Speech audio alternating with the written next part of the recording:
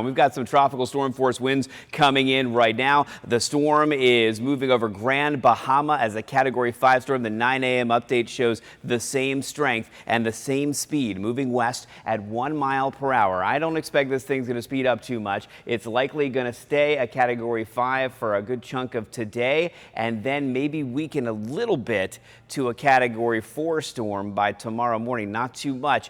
Its approach to our viewing area is really indecisive at this point, because look how wide the cone is as it stretches way out here. I doubt that it's going to move that far out to the Atlantic, but also we're still in the cone here, and that's because the storm could shift a little more to the west. There are subtle little shifts going on, and when it's still this far away, any little movement to the north or south can make a huge difference in the final track of this as it begins its forward progression again, and it starts to make that turn to the north by the time we get to tomorrow. The farther west it moves before making that turn, the bigger the impact for our viewing area. So we have to watch every little movement of the eye very carefully to see what's going on. It's going to move up to the north really fast as we get into Wednesday and Thursday. So what are we waiting for? What are we watching here? Well, we've got an area of high pressure. This is what has been directing Dorian's direction for the past few days, just pushing it over here toward the west. Got another high pressure area here in the Gulf that's kind of been holding it and slowing it down. And then we've got this big trough up to the north here.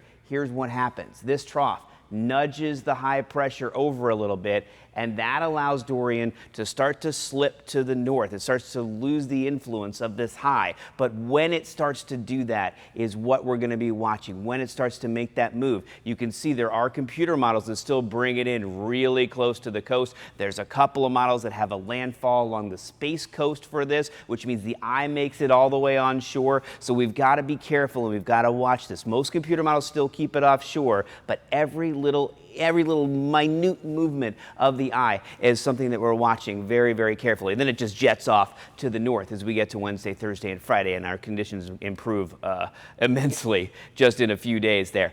Let's talk a little bit about what's going on right now with the rain bands coming in with meteorologist Katia Hall. We've seen reporters that are dry 1 second and then soak the next as those rain bands are swinging on in. Yeah, they're going very fast, moving at around 50 miles per hour. In fact, we're having a difficult time tracking all of the rain because it's moving so quickly. But here's a look at Hurricane Dorian. It's about 100 miles off the coastline here, the center right over Grand Bahama. Of course, the heaviest of the rain is around the Grand Bahama right now, but we are already starting to pick up on some rain from those outer rain bands right now that are pushing into parts of our own area. So has some heavy downpours around Pratt and Whitney, the acreage. Get a look at all this lightning right now across Indiantown, some big downpours there.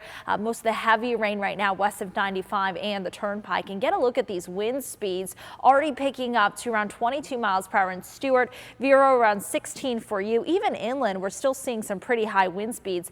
The higher wind speeds will be around the coastline, and they'll begin to increase as we head into this afternoon. And of course, going into the overnight hours with the potential of seeing some Hurricane 4 speed winds. That's not out of the question.